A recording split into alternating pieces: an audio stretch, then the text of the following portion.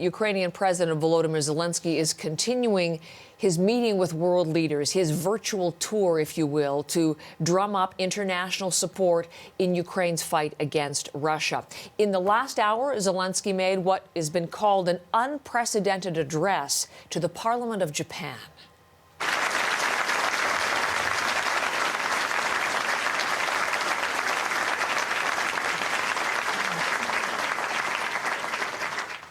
Another standing ovation for the Ukrainian president. He thanked Japan for leading the way among Asian nations in condemning Russia.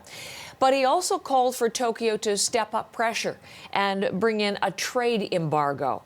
So let us bring in Phoebe Amoroso, who is a reporter in Tokyo, joins us often with news out of Japan, and certainly this is big news today.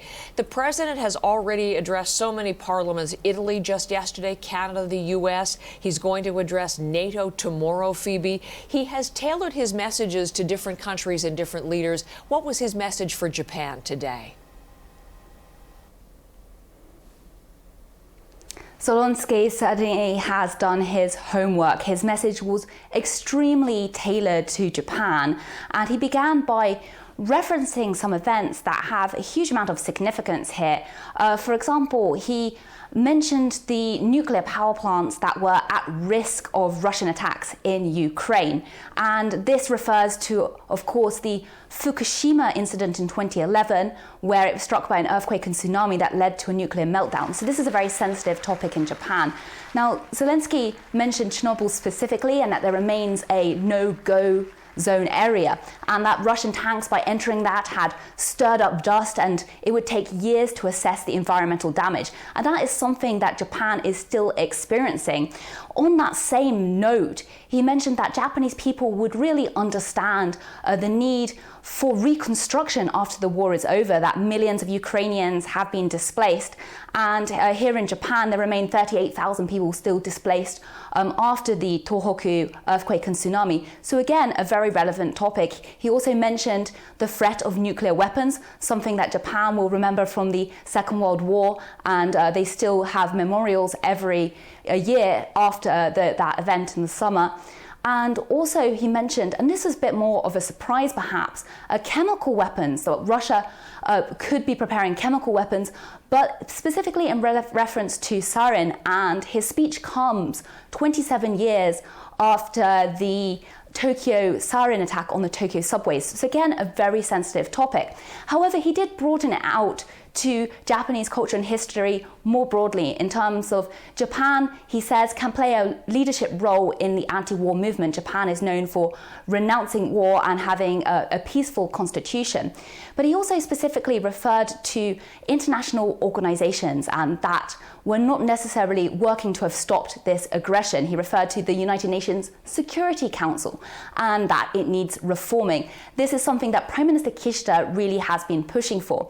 And this was in reference, Zelensky said, to future aggressors or invaders, and this refers to potentially China. And so with these incredibly emotional and historical events that he mentioned for Japan, it was a very targeted speech, and then he called for Japan to really step up its action on the sanctions front. So it was very, very targeted indeed. So, Phoebe, it's been interesting. Some have been surprised by how quick Japan has been to condemn Russia. Also, the strength of its response. It's come up with money, non-lethal equipment, a break with Japan's tradition. Why has the country been so assertive in this case? Yes, it certainly has surprised some observers, but the main reason analysts believe is due to the perceived threat from China here in Japan. There have been concerns over China's increasingly assertive moves in the South and East China Seas, and Japan and China still have a territorial dispute. And when it comes to Taiwan, there are a huge amount of fears that Moscow's actions, Russia's actions towards Ukraine, may encourage China to act similarly towards Taiwan. Now, Japan has described Taiwan as absolutely absolutely integral to its security. So we have seen Japan really take a tough stance on the sanctions in line with other G7 members, but also quite a major change in its policy when it comes to refugees, welcoming Ukrainians. Japan is known for being very closed as a country, but Prime Minister Kishida has stood in front of the nation and asked Japanese people to welcome Ukrainians, also bear some of the economic burden with the rising costs. However, even before this crisis, we did see Japan heading much more towards trying to beef up its military and its defense. In fact, the ruling LDP said that it's now eyeing potentially 2% of GDP as part of its budget for defense spending. And at the end of this year, Japan is set to revise its national security strategy, which sets it out its mid to long-term defense goals. And it seems that Japan is pursuing much more of a stronger path when it comes to defense, but also that the Kishida administration really is trying to take a step forward when it comes to active diplomacy. And we've seen a very strong response on this front. Phoebe, I thank you for all of that. Phoebe Amoroso reporting from Tokyo.